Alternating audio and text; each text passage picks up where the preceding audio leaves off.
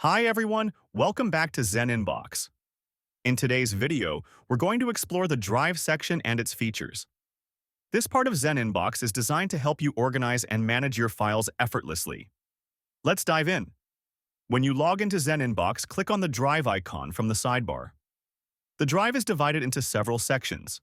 Attachments automatically syncs all email attachments in one place. My Documents store your personal files and folders here.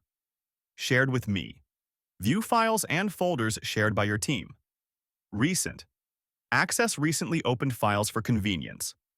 Starred pin important files and folders for quick access. Trash recover accidentally deleted files or permanently remove them.